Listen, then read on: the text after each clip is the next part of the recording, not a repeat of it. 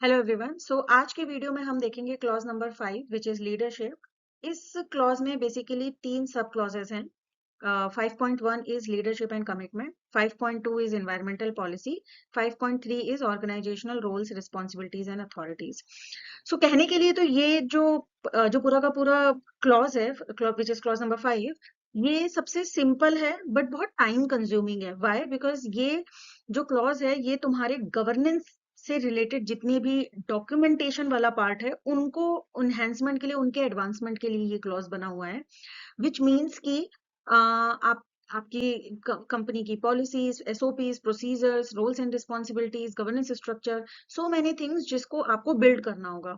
Now document creation is not a tricky part, लेकिन क्योंकि इसका अप्रूवल हमें बोर्ड लेवल तक लेना है, इसलिए ये बहुत ही टाइम कंज्यूमिंग प्रोसेस होती है। तो कभी कभी क्या होता है कि इस एक प्रोसेस में, मतलब कि पॉलिसी बिल्डिंग में या डॉक्यूमेंटेशन बिल्डिंग में ज्यादा टाइम लग जाता है एज कंपेयर टू एग्जीक्यूशन में। कभी कभी तो ऐसा भी होता है। चलिए देखते हैं एक एक करके सारे क्लॉजेस। पहला है clause number 1 which is leadership and commitment. तो ये क्या कहता है कि top management shall demonstrate leadership and commitment with respect to EMS by taking accountability of effectiveness of the EMS, which means कि जो टॉप मैनेजमेंट है, जो बोर्ड लेवल मैनेजमेंट है या जो एग्जीक्यूटिव लेवल मैनेजमेंट है, इन शॉर्ट जो top level management है, ये उसकी जिम्मेदारी है, ये उसकी अकाउंटेबिलिटी है कि ईएमएस ठीक तरह से इफेक्टिव हो रहा है या नहीं, इसको इंश्योर करना। उसके बाद ensuring that the environmental policy and environmental objectives are established and are compatible with the strategic direction and the context of the organization, which means कि जो भी environmental policy, भले वो sustainability team बनाएगी, लेकिन वो environmental policy और objective जो हैं वो बन रहे हैं और वो कंपनी के विजन, मिशन या उसके कॉन्टेक्स्ट के अलाइंड है। ये सारी चीजों को इंश्योर करना भी टॉप मैनेजमेंट की जिम्मेदारी होती है। when ensuring the integration of EMS requirements into the organization business process, which means जो daily स्ट्रैटेजी बनती है या जो बिजनेस ईयरली स्ट्रैटेजी बनती है या जो बिजनेस के प्रोसेसेस होते हैं, उनमें ईएमएस की इन रिक्वायरमेंट को अच्छे से इंटीग्रेट करवाना, ये भी ये इंश्योर करने का जिसका काम होता है वो भी टॉप मैनेजमेंट का होता है। Then ensuring that the resources needed for the EMS are available, which means कि कभी कभी फॉर एग्जांपल आपने टॉप टू बॉटम अप्रोच के थ्रू आपने तो बोल दिया कि ठीक है अब हम लोग ISO 14000 करेंगे, आपने ये सस्टेनेबिलिटी टीम को बोल दिया, लेकिन अगर उनके पास कॉम्पिटेंसी नहीं है, रिसोर्सेज नहीं है या they don't have a skill, तो वो नहीं कर पाएंगे। तो ये टॉप मैनेजमेंट की ही रिस्पॉन्सिबिलिटी होती है कि वो एक नेसेसरी रिसोर्सेज जो है वो ईएमएस इम्प्लीमेंटेशन के लिए वो अपनी टीम में अवेलेबल करवाएं। Then communicating the importance of effective EMS and of conforming to the EMS requirement is also the responsibility of leadership. Then ensuring that the EMS achieves its intended outcome. इसका मतलब ये है कि कई बार ऐसा होता है कि हम लोग पॉलिसी तो बना लेते हैं, उसका एग्जीक्यूशन करने में बहुत टाइम लगा देते हैं, और कभी कभी ये होता है कि हमने पॉलिसी भी बना ली, हम एग्जीक्यूट भी कर लेते हैं, लेकिन जो आउटकम हम चाह रहे हैं वो मिलते नहीं है या हम उन पे फोकस भी नहीं करते। हमारी चेकलिस्ट होती है, ठीक है पॉलिसी बन गई, एग्जीक्यूशन हो गया, दैट्स इट, उसका क्या आउटकम आया हम उस पर ध्यान नहीं देते। तो ये भी जो टॉप मैनेजमेंट है, ये उनकी रिस्पॉन्सिबिलिटी है कि वो इंश्योर करें कि जो भी इंटेंडेड आउटकम्स थे वो अचीव हो रहे हैं या नहीं हो रहे हैं। अगर नहीं हो रहा है तो ये उनका काम है कि they should direct and support the person, ताकि ये जो ईएमएस है वो इफेक्टिवली इम्प्लीमेंट हो जाए। और या तो फिर उन्हें कंटिन्यूअल इम्प्रूवमेंट के लिए प्रमोट करना होगा, विच मीन्स कि अगर उन्हें दिख रहा है कि ईएमएस सही से इम्प्लीमेंट नहीं हो पाया है और इस साल कुछ प्रॉब्लम थे, तो कंटिन्यूअल इम्प्रूवमेंट को उन्हें प्रमोट करते रहना होगा। और ये कैसे हो सकता है कि ईएसजी में मोस्टली आप देखोगे कि बहुत क्रॉस फंक्शनल टीम्स जो है वो मिल के काम करती हैं। तो जो लास्ट पॉइंट है which is supporting other relevant management roles to demonstrate their leadership for the other areas of responsibility, ये बहुत इंपॉर्टेंट है, क्योंकि फिर ये टॉप मैनेजमेंट की रिस्पॉन्सिबिलिटी है कि वो दूसरे जो हेड हैं या दूसरे जो डिपार्टमेंट हैं उनको भी वो सपोर्ट करें या उनको भी वो बेसिकली वो इंश्योर करें कि वो जो क्रॉस डिपार्टमेंटल जो इनपुट चाहिए वो प्रॉपरली आए for successful implementation of EMS. तो इसका मतलब क्या हुआ कि जो ईएमएस की सक्सेस है वो सिर्फ और सिर्फ सस्टेनेबिलिटी टीम पे डिपेंड नहीं करती है, वो टॉप मैनेजमेंट से शुरू होता है, because it is top to bottom approach. Okay, now इसका मतलब क्या हुआ इन शॉर्ट, मतलब बहुत अगर कम शब्दों में अगर आपको याद रखना हो तो बोर्ड या टॉप मैनेजमेंट का काम है इन्वायरमेंटल पॉलिसी को रिव्यू करना, क्योंकि लिखेगी पॉलिसी तो सस्टेनेबिलिटी टीम, बस उसे टाइम से रिव्यू करने का काम उनका है। सेकंड क्या है कि उन्हें जो रिव्यू मीटिंग्स होती हैं उनको प्रॉपरली अटेंड करना है। इन्वायरमेंटल या इन्वायरमेंटल मैनेजमेंट सिस्टम या आईएसओ 14001 उनकी मीटिंग्स का एजेंडा होना चाहिए। उस जो वो जो मीटिंग अटेंड की है उसकी हमें बेसिकली उसके मिनट्स ऑफ मीटिंग को मेंटेन करना होता है, उसकी अटेंडेंस को मेंटेन करना होता है, और यही वो डॉक्यूमेंट है जो ऑडिट के टाइम पे हम दिखाते हैं। ठीक है, उसके बाद उन्हें ऑब्जेक्टिव्स को अप्रूव करना होता है, विच मीन्स सस्टेनेबिलिटी टीम ने एनर्जी से रिलेटेड कुछ टारगेट सेट कर दिए, वेस्ट से रिलेटेड कुछ टारगेट सेट कर दिए, उनको अप्रूव करने का काम जो होता है वो टॉप मैनेजमेंट का होता है। Ensure compliance with authorities, which means कि जो भी हमारे रेगुलेटरी रिक्वायरमेंट के ऑब्लिगेशंस हैं उन कंप्लायंस को अथॉरिटीज के साथ इंश्योर करना उनका काम होता है। और सबसे इम्पोर्टेंट, सबसे मेन इंपॉर्टेंट है बजट को एलोकेट करना फॉर सस्टेनेबिलिटी इनिशिएटिव। बिकॉज आप पॉलिसी में कितने भी कमिटमेंट लिख लो, उसके एग्जीक्यूशन के लिए आपको चाहिए पैसा, उसके एग्जीक्यूशन के लिए आपको चाहिए मनी।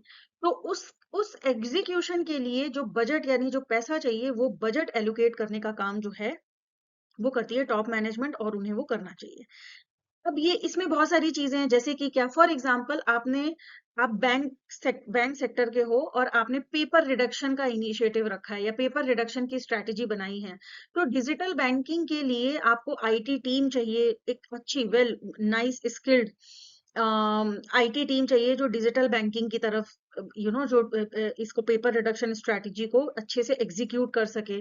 मान लीजिए आपकी स्ट्रैटेजी है ईएसजी रिपोर्टिंग, तो उसको सपोर्ट करना, उसमें उसमें जो भी एक्सटर्नल वेंडर्स की रिक्वायरमेंट है, उसमें जो भी कंसल्टेंट की रिक्वायरमेंट है, जिस भी तरह की रिक्वायरमेंट है फॉर ईएसजी कम्युनिकेशन, उसको सपोर्ट करना।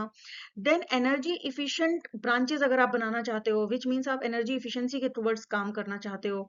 एनर्जी इफिशिएंसी जैसे कि क्या, जैसे आप सेंसर बेस्ड लाइटिंग लगाना चाहते हो, या आप मतलब आपका एचवीएसी सिस्टम आप बेटर करना चाहते हो, तो ये सब के लिए जो बजट चाहिए वो एलोकेट करना। और फाइनली इन्वायरमेंटल ऑब्जेक्टिव्स और केपीआई को रिव्यू करना। Okay, now the most important, this is the most important sub clause of ISO 14001, which is environmental policy 5.2। ये जो क्लॉज है ये बहुत ज्यादा इंपॉर्टेंट है from exam perspective, and this is one of those requirement जिसे आपको अपने ऑर्गेनाइजेशन में इम्प्लीमेंट करना है। मतलब ये आपका पहला या ये कह दो दूसरा स्टेप है। पहला स्टेप है आपका अपनी करंट एज इज प्रोसेस की गैप्स निकालना against your ISO requirement, and second process होता है इन्वायरमेंटल पॉलिसी को बिल्ड करना।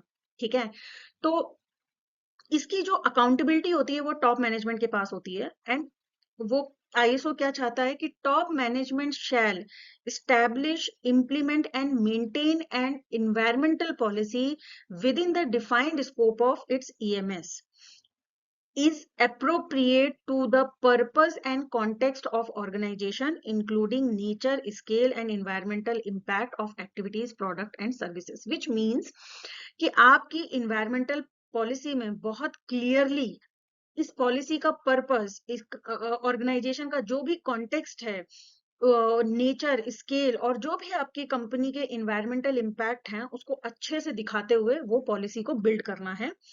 ये इसी पॉलिसी में आप या पॉलिसी में one of the commitment is that it provides the framework for setting environmental objectives. Environmental objectives हम सेट करेंगे, ऐसा एक कमिटमेंट करना होता है। then it includes a commitment to the protection of environmental, including prevention of pollution and other specific commitment relevant to the context of the organization।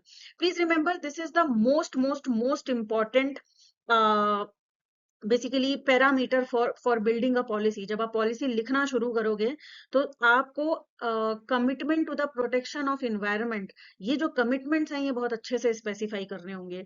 अगर आप environmental policy बना रहे हो तो आपको सिर्फ इन्वायरमेंट के लिखने हैं, या कुछ लोग क्या करते हैं ईएसजी पॉलिसी बनाते हैं और इन्वायरमेंटल, सोशल एंड गवर्नेंस तीनों के अराउंड अपने कमिटमेंट एक साथ लिख देते हैं, तो वो ईएसजी पॉलिसी ही इन्वायरमेंटल पॉलिसी का काम करती है। ठीक है, नेक्स्ट क्या है कि याद रखोगे other specific commitment to protect the environment can include sustainable resource use, climate change mitigation, adaptation, protection to biodiversity and ecosystem. जो भी लोग ईएसजी समझते हैं उनको समझ में आ जाएगा कि जब हम लोग ईएसजी पॉलिसी बनाते हैं तो हम लोग इन्हीं तरीके के अपने जो मटीरियल इश्यूज हमने निकाले हैं उनके अराउंड ही अपने कमिटमेंट्स लिखते हैं इन ईएसजी पॉलिसी। ठीक है, it includes a commitment to fulfill its compliance obligation. This is the second most important parameter when you are writing a policy, कि आपको ये बहुत क्लियरली लिखना है कि जो जो आपकी compliance obligations हैं आप उनको फुलफिल करने का कमिटमेंट करते हो। ठीक है, and then it includes a commitment to continual improvement of the EMS to enhance environmental performance. आप ये नोटिस कर रहे हो हर जगह पे कंटिन्यूअल इम्प्रूवमेंट की को बहुत एम्फेसाइज किया गया है, क्योंकि पीडीसीए साइकिल में जो ये ए है विच इज एक्ट, ये बहुत इंपॉर्टेंट है। ठीक है, तो इसका मतलब ये है कि हम अपनी पॉलिसी में क्लियरली कंटिन्यूअल इम्प्रूवमेंट के बारे में बात कर रहे हैं। ठीक है, अब जो ये इन्वायरमेंटल पॉलिसी है, ये पहली बात तो एक डॉक्यूमेंटेड इन्फॉर्मेशन होनी चाहिए, विच मीन्स कि जब ऑडिटर आएगा तो वो आपकी इन्वायरमेंटल पॉलिसी जरूर मांगेगा, वो कहेगा दिखाओ तुम्हारी पॉलिसी कौन सी है। सेकेंड चीज इज कि ये जो पॉलिसी है इसका ऑर्गेनाइजेशन में कम्युनिकेशन होना चाहिए, तो वो तुम्हारे कम्युनिकेशन का प्रूफ भी देखेगा कि आपने कैसे इस पॉलिसी को कम्युनिकेट किया है। And the third part is that it should be available for interested parties, which means कि वो तीसरा प्रूफ ये देखेगा कि ये इन्वायरमेंटल पॉलिसी आपने कैसे इंटरेस्टेड पार्टीज, चाहे वो इंटरनल हो या एक्सटर्नल हो, उनके लिए कैसे अवेलेबल कराई है। ठीक है, समझ में आ गई ये बात। याद रखना कि ये तीन चीज जो हैं ये डॉक्यूमेंटेड उनको चाहिए और वो ये ऑडिटर चेक करते हैं। ठीक है, तो ऑडिटर क्या चेक करेगा, that whether this policy is approved by top management or not, which means कि आपको ये दिखाना है, आपकी पॉलिसी के एंड में जो साइन है वो आपके टॉप मैनेजमेंट का होना चाहिए। सेकंड, क्या ये मतलब कम्युनिकेट की गई है एम्प्लॉइज को या किसी को भी, तो इसका मतलब ये है कि आपने कैसे कम्युनिकेट किया, कैसे पता चला लोगों को कि हाँ ये इन्वायरमेंटल या ईएसजी पॉलिसी जो है वो हमारे ऑर्गेनाइजेशन में है। वो कम्युनिकेशन का प्रूफ दिखाना होगा, ईमेल के थ्रू हो सकता है, या अगर फॉर एग्जाम्पल आप अगर ईमेल के अलावा जैसे बहुत सारे चैनल्स होते हैं, इंटरनल चैनल्स होते हैं जिसमें लोग कम्युनिकेशन करते हैं, उनके थ्रू हो सकता है। And then is it relevant to the organisation activities, तो वो आपके पॉलिसी में ये जरूर चेक करेगा ऑडिटर कि क्या ये करेक्ट पॉलिसी बनी है या नहीं, विच मीन्स आपने ये पॉलिसी ऑर्गेनाइजेशन एक्टिविटीज के अराउंड बनाई है या नहीं बनाई है। ठीक है, देखो ये एक सैंपल है, ये एक रैंडम सैंपल है जो हमने डाला है एक पॉलिसी का।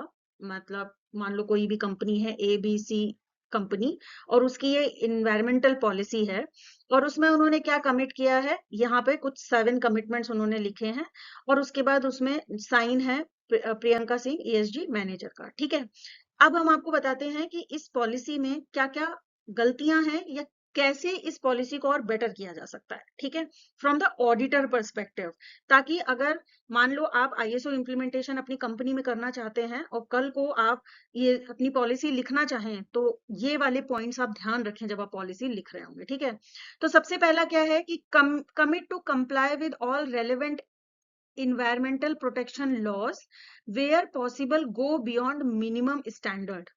ठीक है, तो इसमें क्या चीज गलत है इसकी, आपको ऐसे नहीं, इंस्टेड ऑफ राइटिंग लाइक कि all relevant environmental protection law, it will be better if you will write the law कि भाई ये रेगुलेटरी रिक्वायरमेंट या कंट्री बेस्ड जो भी लॉज हैं ये हमें फॉलो करने हैं और हम कमिट कर रहे हैं कि हम इन्हें फॉलो करेंगे। ठीक है, second is commit to continually improving our EMS in line with the requirements of ISO 14001 2004। इसमें क्या है कि जो हम ISO का रेफरेंस दिया है हमने यहाँ पर पॉलिसी में, जो डमी पॉलिसी है, ये ISO का रेफरेंस बहुत आउटडेटेड है। एक्चुअली में तो 2015 से भी मतलब न्यू वर्जन आ गया है, लेकिन क्योंकि अभी वो इम्प्लीमेंट होना शुरू नहीं हुआ है तो अभी के लिए 2015 इज द लेटेस्ट वर्जन। तो ये जो 2004 है ये आउटडेटेड हो गया, ठीक है। तीसरा क्या है, reduce our environmental impact by minimising all our waste, improving recovery and recycling and using increasingly scarce resources efficiently. इसमें क्या है कि ऑल अवर वेस्ट भी जो लिखा हुआ है ये बहुत हाई लेवल पे लिखा है। Instead of writing like this you can even give the real commitment like okay ये वेस्ट है। खासकर अगर आपके पास आपके स्ट्रीम में कोई हजार्डस वेस्ट है या कोई ऐसा वेस्ट है जिसपे बहुत स्ट्रिक्ट लॉज हैं, जैसे कि प्लास्टिक वेस्ट या जैसे कि ई वेस्ट या और भी कोई हजार्डस वेस्ट, उसको स्पेसिफाई करना बहुत जरूरी है। और अगर वो किसी लॉ के अंडर में आ रहा है तो वो भी स्पेसिफाई करो अच्छे से। और इस पॉलिसी में कहीं पर भी मेजरेबल टारगेट नहीं लिखे हैं। उन्होंने नहीं लिखा है कि वो क्या टारगेट अचीव करना चाहते हैं। फॉर एग्जांपल वो जीरो वेस्ट टू लैंडफिल बनना चाहते हैं या वो वाटर पॉजिटिव बनना चाहते हैं, ऐसे कोई भी टारगेट नहीं लिखे हैं उन्होंने, ठीक है। Fourth number is develop awareness of this policy with in our direct supplier and customer. ये भी गलत है, क्योंकि आप सिर्फ और सिर्फ सप्लायर और कस्टमर को का अवेयरनेस डेवलपमेंट नहीं करते हो, आप अपनी सारी इंटरेस्टेड पार्टीज का अवेयरनेस डेवलपमेंट करना आपका एक कमिटमेंट होना चाहिए।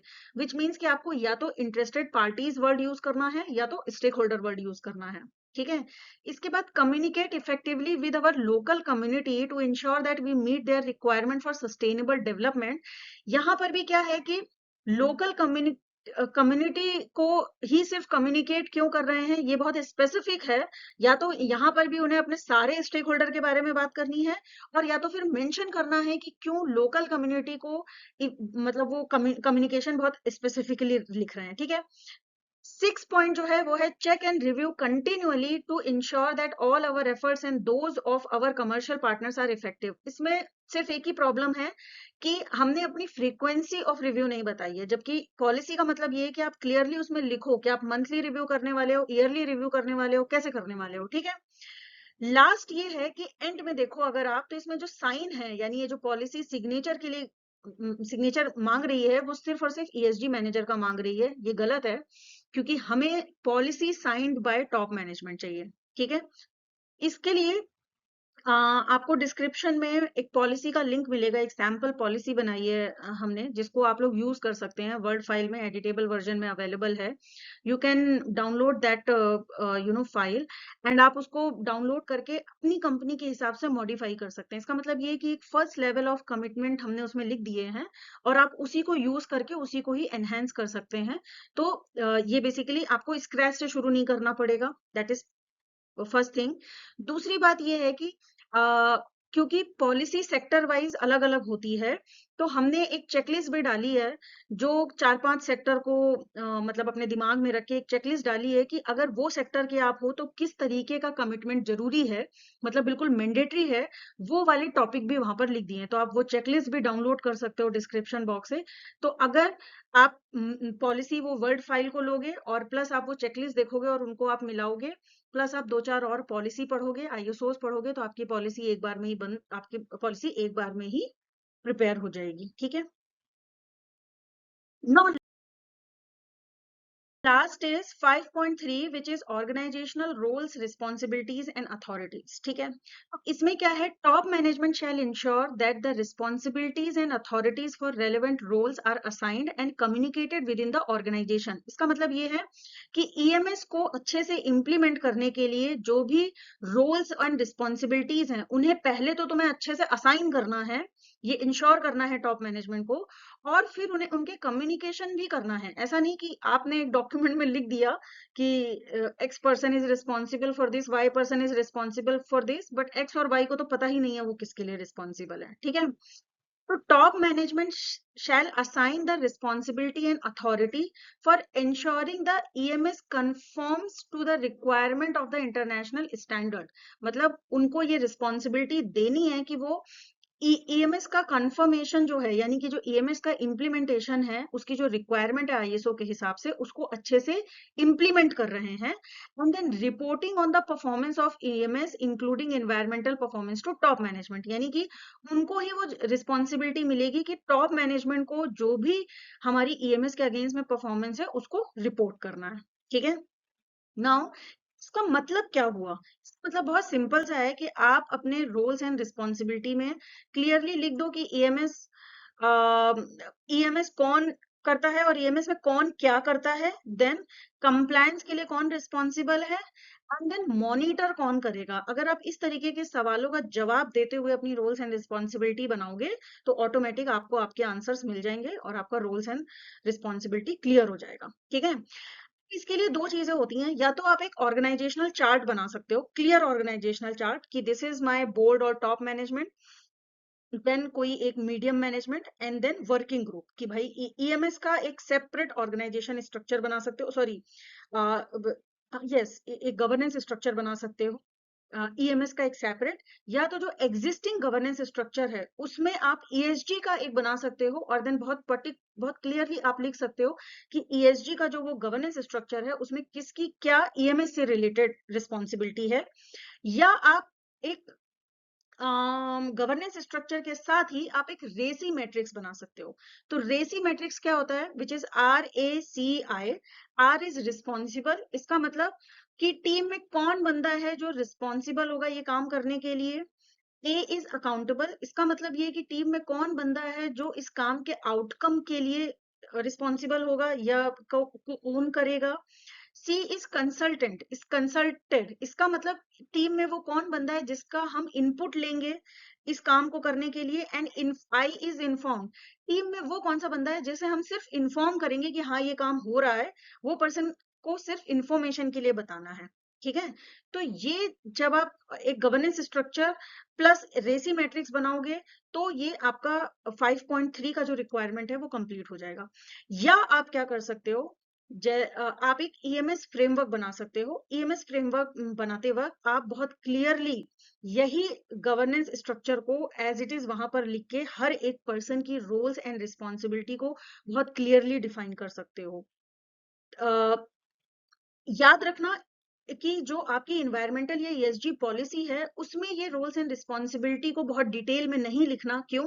क्योंकि वो जो पॉलिसी होती है वो एक्सटर्नल लोगों के पास भी जाती है, जिसमें इंटरनल इंफॉर्मेशन देना इतना जरूरी नहीं है। हाई लेवल पे आप लिख सकते हो कि ठीक है, board is responsible for this और sustainability team is responsible for this. However जब हम इंटरनल डॉक्यूमेंट बनाते हैं, यानी कि जब हम roles and responsibility internally define करते हैं, तब हमें क्लियर लिखना होता है कि head of sustainability team is responsible for this, ऐसे ऐसे करके, मतलब इंटरनल लोगों का नाम क्लियरली लिख के and then at the end उनका सिग्नेचर लेके उनसे कंकरेंस लेके हम इस तरीके के डॉक्यूमेंट को क्लोज करते हैं। ठीक है, गवर्नेंस स्ट्रक्चर कैसा दिखता है ये उसका एक सैंपल है। फॉर एग्जाम्पल ये इन्वायरमेंटल फंक्शनल ऑर्गेनाइजेशनल चार्ट है, या मान लो गवर्नेंस स्ट्रक्चर है। तो यहाँ पे प्रेसिडेंट हैं जिनको रिपोर्ट करते हैं R&D के director, quality director, VP sales, environmental affairs के डायरेक्टर, मैन्युफैक्चरिंग के डायरेक्टर एंड रेगुलेटरी अफेयर्स के डायरेक्टर। नाउ अगर हम डायरेक्टर ऑफ इन्वायरमेंटल अफेयर्स को देखें तो वो उनको उनको बेसिकली उनको जो है वो रिपोर्ट करते हैं इन्वायरमेंटल मैनेजमेंट रिप्रेजेंटेटिव। उसमें कौन कौन आता है? एक तो डायरेक्टर ऑफ क्वालिटी वाले लोग, यानी कि यहाँ पर हैं जो ये ISO 9000 के auditor, EMS auditor and equipment calibration वाले लोग। एंड देन यहाँ पर देखो आप तो हजार्डस वेस्ट के manager, environmental engineer, environmental technician, manager occupational health and safety and various other things. तो ये सिर्फ एक सैंपल है आपको ये दिखाने के लिए कि आप या तो क्या कर सकते हो कि करंट अगर इतना बड़ा आपके पास एक ऑर्गेनाइजेशनल स्ट्रक्चर या गवर्नेंस चार्ट है, आप उसमें इन्वायरमेंटल को फोकस ना करके ESG का इंटीग्रेट करो उसमें गवर्नेंस स्ट्रक्चर, एंड उसमें आप EMS की रिस्पॉन्सिबिलिटी इन्वायरमेंटल वाले लोगों को दे सकते हो। ठीक है, और ये एक सैंपल है रेसी मैट्रिक्स का कि रेसी मैट्रिक्स दिखती कैसे है।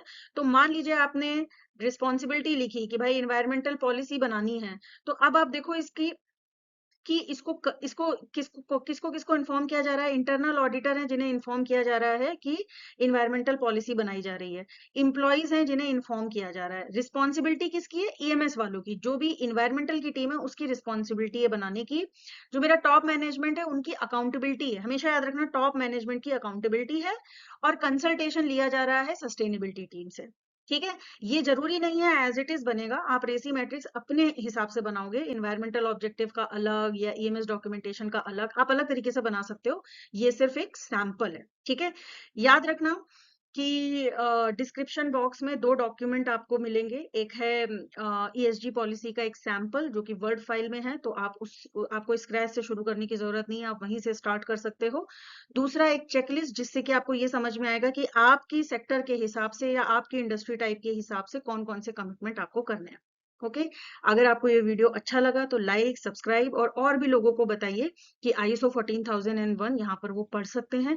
और अगर आपके कुछ भी क्वेश्चंस हैं तो वो कमेंट बॉक्स में बताइए, एक एक करके सारे क्वेश्चंस का आंसर किया जाएगा। या तो एक नया वीडियो बनाया जाएगा इन केस अगर बहुत सारे क्वेश्चंस हैं, नहीं तो उन्हें कमेंट बॉक्स में ही उन क्वेश्चंस को एड्रेस किया जाएगा। Okay, thank you very much, next video में मिलते हैं।